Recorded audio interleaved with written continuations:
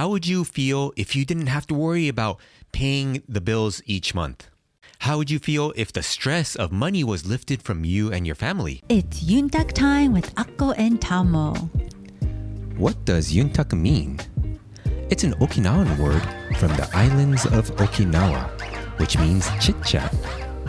We want to invite you to our kitchen table and include you in our chit-chat to explore new ways of thinking, to welcome different perspectives, And we want to share ideas on how to love yourself, love your partner, and shower your children with love.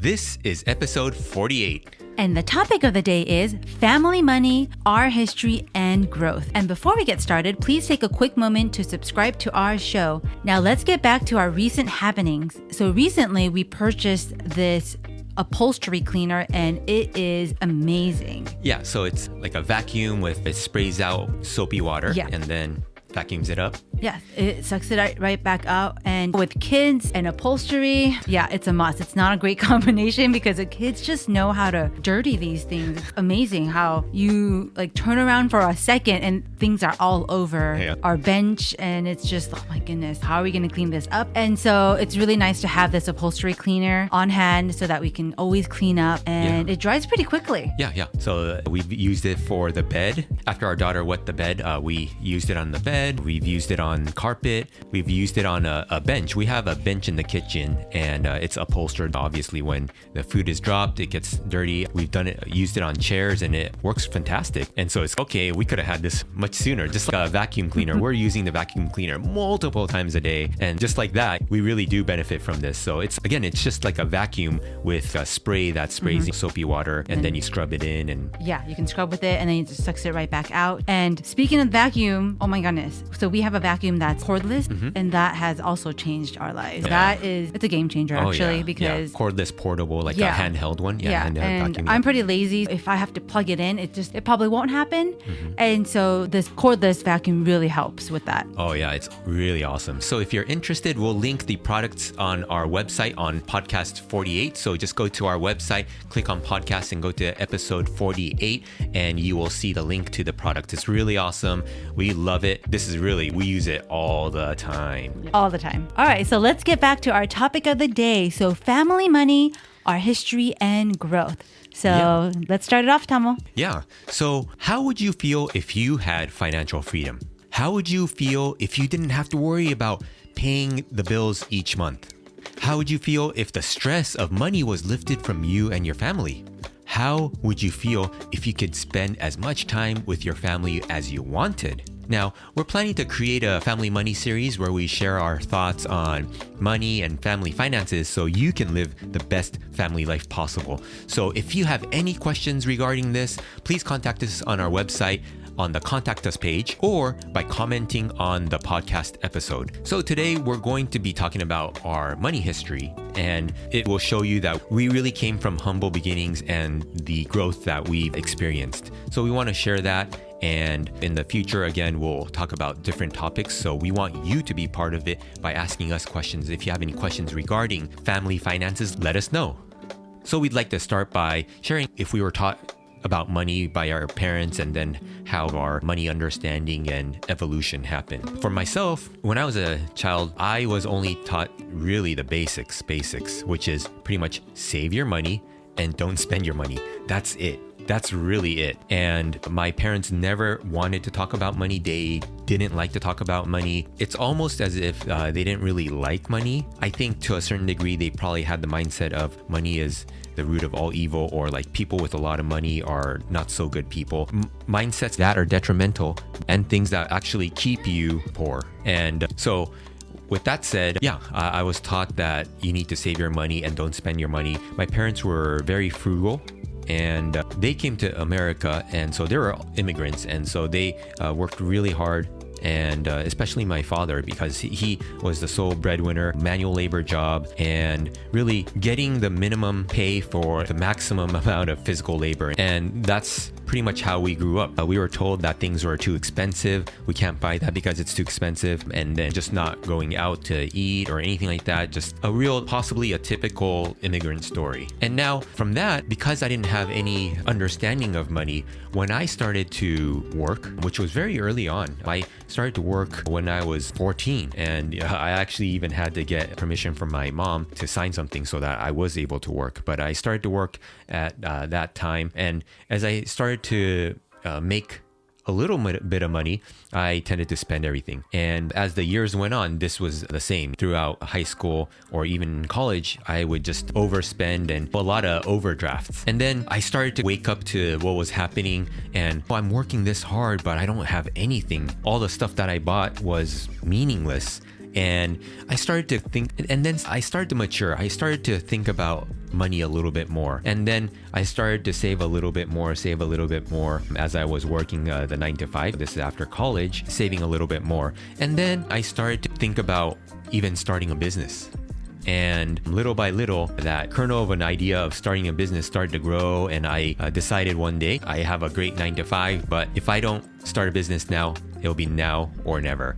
And I started a business with my brother, and the business in the first couple of years, really tough. It was pretty much work all day, all night, take a nap, wake up, and then work again. And then having spent all my savings in order to start the business and having nothing to show for a couple of years, I wasn't getting paid at all. I was really surviving off fumes. I remember showering in the warehouse sink as our office was our main living quarters. And then after a couple of years, we started to gain traction and we've ended up even going on to Inc. magazine's fastest growing companies in the US. And really starting from humble beginnings to getting to a place where we had a growing company. And then from there, learning to invest money so that the money that you earn can also grow so that your money is growing while you sleep. And so I was making money through the business, and then the money that I made would be invested and the investments will continue to grow. So that's how I was able to compound the finances. And one thing that I want to mention is financial freedom doesn't necessarily mean that you need a lot of money. All right, so yeah, that was a really short Cliff Notes version of my history with money. And how about you, Akko? Were you taught about money from your parents? I think we're pretty similar. My mom always kept saying, you need to save, you need to save, you need to save. But it's funny because she was a spender. So it's really interesting. Like she would always be saying, you need to save. I don't know if she was as frugal as your parents, but I feel like I don't want to say whatever I wanted, but it's not like I asked for a lot either. I just was one of those kids that I didn't always ask for a lot of things, but if I did ask for it, I would get it type of thing. But yeah, I started working pretty young, like 16, maybe not as young as Tamo here, but yeah, I started working and only because I needed to pay for my cell phone bill. Yeah, my mom was always on my case about paying for my cell phone bills or whatnot and using that against me. So I just took it upon myself to get myself a job and pay for my cell phone bill and just amongst other things so that I can be a little more free from my parents and not super financially tied to them. Obviously, they need to provide for me. I'm still 16, but just with the little money that I made with my part-time job, I was able to at least pay for my cell phone bill and learn the responsibility that came with money and having a cell phone and having all these luxury things. And so it was a really good opportunity for me to learn, but I can't say that I learned real fast because I know that I started to get in with these credit cards and then I would do all these like balance transfer, like 0% balance transfer for 18 months. And so I would open all these credit cards so that I can do these balance transfers. And so that wasn't always a good thing, maybe like mid-20s. I learned to save a little bit more and just pay off my debt little by little so that I don't run into debt. And meeting Tamo taught me how to manage my money a little bit more because I was also a paycheck to paycheck type of girl. At one point, my friends would be like, let's go to dinner. And I'd be like, dude, I can't. Like, I just don't have money to even eat dinner. So I'm just going to go ahead and stay at home. And they would always offer, I'll pay for you, don't worry. But I didn't want to be in debt to them. And not that they would think that way since I have really good friends. And so they wouldn't think that way. They'd be paying for me out of the kindness of their heart. But I just didn't really want to take advantage of that either. So I always opted to just stay home and just try to make food so that I can save money. But yeah, so that's my money history. I feel like I was a late bloomer in the whole investing and saving money. But Tamo here had made it possible for me to really understand the importance of managing your money. Yeah, definitely, definitely. So I think it worked out in a sense that you had things that like contributed. You might have not been too good with money, but for me, I see that your wants of the stuff that costs money was very low. And so that taught me, because I love to spend money on, nice things. Well, at least that's what I thought. I thought it was nice, but after you buy it and a week or two, it's not as nice anymore. It's one of those things. But I think I learned from you. So it was like both, because I probably brought the more technical aspect of, okay, this is how you invest money, or this is how you save money. This is how you can budget, things like that. And on the other hand, you brought to me the more kind of like the emotional aspect of, okay, I guess I don't really have to have all these things. And even to this day, I really respect that you have like a understanding of, yeah, I don't have to spend money to be happy. And I think that's where really the big power lies. Once you start to know that, so once you get to a point where you understand that money doesn't necessarily equal happiness, I think that is like a real big breakthrough. Because yes, money really does help with taking out the stress of having to pay bills and things like that. But if you haven't really worked on yourself in terms of your wants, then you're still gonna need more and more money. Let's say if you have a lot of wants in the material aspect, oh, you want even a nicer car or a nicer bag, a nicer house. It's called the hedonic adaptation, where you get used to a certain level of comfort in living, and then you need more money to fulfill that need, and that need continues to grow. Maybe it's putting your child into a better school. Maybe it's, oh, okay, my dream is to have a yacht. These things, it just continues to get more and more. And you never are able to find happiness in those things because you adapt to it. And then you find out that, oh, I'm still not happy. And that's why you hear super rich people, they're not really all that happy. Sometimes they're actually way more unhappy than they're happy. And so that's something to keep in mind, really understanding the psychological aspect of money. And that's the reason you can find people that are not all that well off, but they're actually really happy in their life. And what we want to share is, again, like I mentioned, financial freedom doesn't mean that you need a lot of money, but you have to have a base level of financial knowledge and use that knowledge so that you can create financial freedom. The first part is having the technical, okay, how do I budgeting, or how do I invest money? Where do I click to invest the money? Things like that, knowing that, and then also understanding the psychological, more the emotional aspect of money.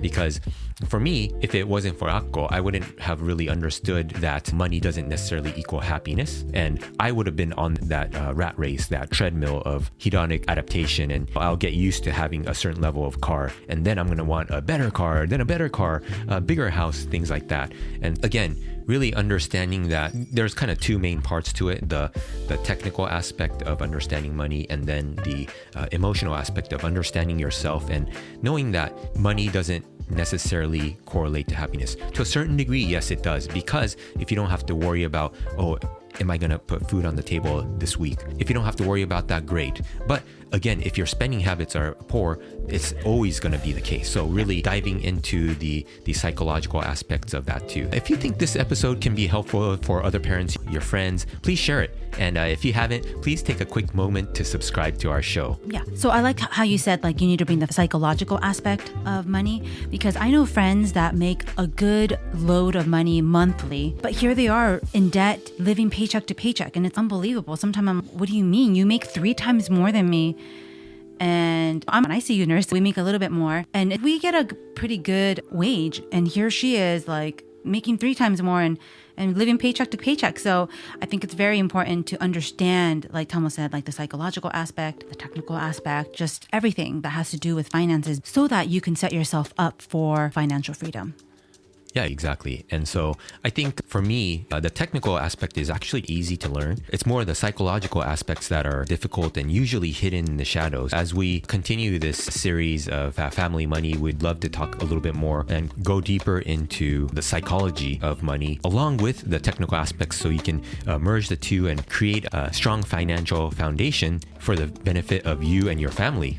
So the question of the day is, what does financial freedom mean to you? Let's dig deep and really understand what financial freedom means to us. All right, we'd love to hear from you. Please come say hi by commenting on our website, by going to akkoandtamo.com and clicking on the podcast tab, or sending us an email using the Contact Us page on our website. All right, we're looking forward to hearing from you. Take care. All right. Bye.